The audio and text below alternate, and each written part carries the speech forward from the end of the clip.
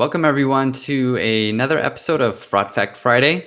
Despite what the banner says there, we're not live. This is a recording, but this video is a continuation of the medical billing fraud series that we started last year. And it's been fun trying out different formats for these Friday posts. Sometimes I'm doing text with a link or an image, and sometimes we're doing videos. Other times we're going live. And all in the end, we have the goal of creating awareness around the topic of fraud and fraud prevention. So for this Fraud Fact Friday, I invited Tami Rockholt and Mike Fossey back on the show to discuss COVID-19 and probably even more of a highlight on the resulting Telemed experience that some of us have had, this growing trend. And then some of the medical billing fraud patterns and risks that they're seeing as a result of all of this. So welcome back to the show, Tami and Mike. Thank you. It's very good to be here. We always like doing these things.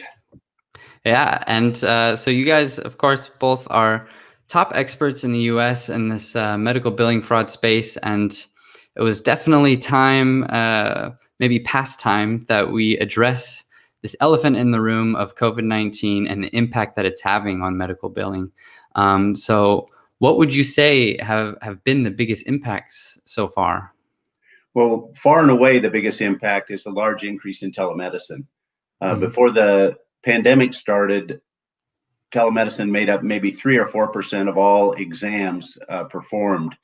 And in the last several months, it's been closer to 70 to 80% of all exams performed. So it's gone from almost nothing to mainstream in a very short period of time. Another impact we've seen is there are fewer cars on the road, which means, of course, fewer accidents, which means fewer medical claims. So for the property and casualty side of the business, things have slowed down a little bit. But another large impact, which is something we've seen before, is there are more people unemployed, more people without income. Well, they've also got more time on their hands. And from past experience, like 9/11 and the recession of 2008, this leads to more fraud as people have more time to do things besides work, and they have the need for more money. It tends to pick up the fraud a little bit. Yeah, so coming back to this Telemed topic that you mentioned that's increasing so much, what developments are we seeing there? We are seeing where there's a huge increase of the telemedicine driven by COVID.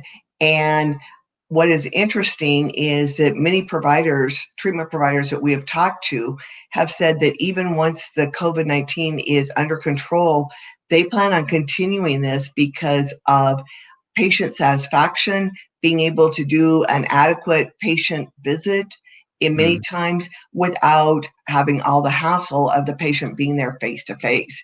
And so it is here to stay. So what would be, or what are some of the issues that you've seen with medical billing and coding and pricing and all of this? What risks are coming with this Telemed surge? Well, one thing for the insurers to look for is if you have a new provider and the very first charge is for a telemedicine appointment, because there's a growing trend in this country that people are starting up companies for the entire purpose of committing telemedicine fraud. So if you've got a new provider and telemedicine is the very first charge, that's a big red flag that you need to take a look at. There's also one thing to look at is high-level evaluation management codes and telemedicine just really don't go hand in hand. And what we mean by high-level evaluation management code is a very thorough exam where they take a very complete history. Of course, that can be done on the phone, but they do a complete thorough exam of all body systems, which some can be evaluated on the phone, but a lot of them can't. They require a presence of the physician hand in hand. And then the other thing is the third aspect of a high-level E&M code is a high level of decision-making complexity. Well, if someone has a really serious illness and they're close to expiring, or they have 3 or 4 serious chronic illnesses that need to be monitored carefully, that really calls for a face-to-face visit. So seeing them bill high-level codes on telemedicine really doesn't make sense from a medical standpoint. Some other things to look for is charges that are more than 5 times the usual amount. So look for those outliers.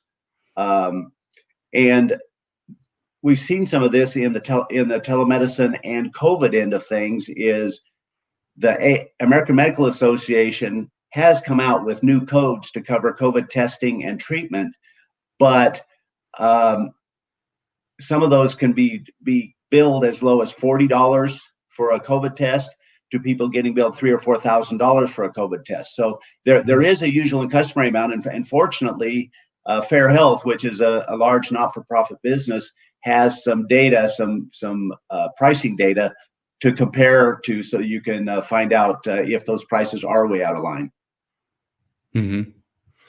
Okay. Anything else on other potential scams or other potential red flags as far as Telemed is concerned? I think what I'm seeing is that when they are utilizing, the treatment provider is utilizing what's called an unlisted code. That is a major red flag, because the World Health Organization has come up with diagnosis codes for COVID-19 and the associated disease processes that go with that, as well as Fair Health has usual and customary data, as well as having the CBT codes for specific that are put out by the American Medical Association. So there are tools out there that can be utilized. So if there's an unlisted code, that's a major red flag.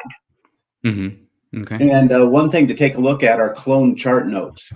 Clone chart notes means if a provider takes a report from a previous exam, copies and pastes it into the new exam, then changes a few things, which is a marginal way of doing documentation anyway, but it can provide some real clues in this age of telemedicine, because if they copy an inpatient note to an outpatient note and they can leave in there some of the things that require touching the patient, they're cloning the documentation and it's not valid. And in fact, that's sufficient right there to disallow a claim, is if there's a bullet in there that says, oh, we're checking the bowel tones and they're not seeing the patient. So, and we've seen it already. This isn't something, hypothetical. This is real live on paper stuff.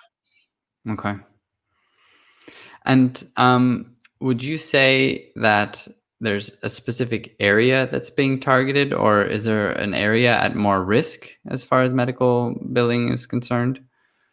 I think that we're seeing it from coast to coast. We've seen it in Michigan, we've seen it in California, and we're seeing it with all kinds of providers, from physical therapy to neurology to all of them. So right now, I think we attended a presentation put on by the Coalition Against Insurance Fraud, and it sounds like there are actual companies that are being set up to do telemedicine fraud.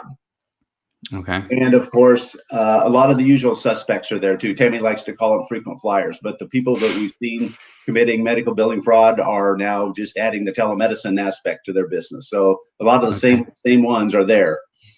Yeah, I'm probably using a little trial and error to see what's working and what's not, what they can get away with, I guess.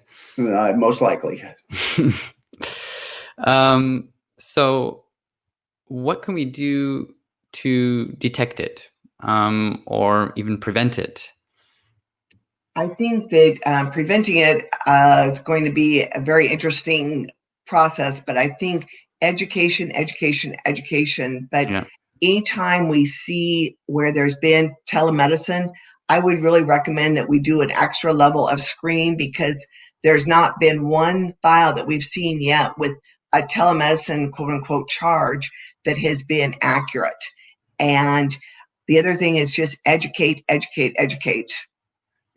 that education, there's some resources out there that are very helpful. We've got industry resources like the National Insurance Crime Bureau, the Coalition Against Insurance Fraud, the International Association of Special Investigation Units. That's their mission. Their entire mission is sharing fraud patterns and teaching people how to find them, how to fight them. And I recommend that everybody take advantage of those. And another thing is the COVID codes in particular have changed every month since March. There's been either an addition or a small change to the codes or the rules. So the training has to be updated month after month after month. So you got to keep everyone's training. And the most critical training is for those frontline first party fraud adjusters, the first ones to see the claims. So got to get those people online to detect the fraud, see it on their claim, and hand it off to the special investigators. Okay, so awareness creation is key, and then staying up to date on the latest updates from the industry. Yep. Perfect. Well, I am sure this is going to be helpful for a lot of people, and I appreciate you both taking the time to again come on Fraud Fact Friday. Thank you very much for the opportunity. And it's good to see you again. Yeah, it's very nice to see you. Hope to see you someday in Germany again once we've got our international flights back on track. I know we did some in-person interviews. Those were a lot more fun. Yeah. But these work too. The main thing is that we're getting information out there and helping identify fraudulent medical bills. That's what we do. That's what we like to do. Perfect. All right. Thank you both for your time. Thank you.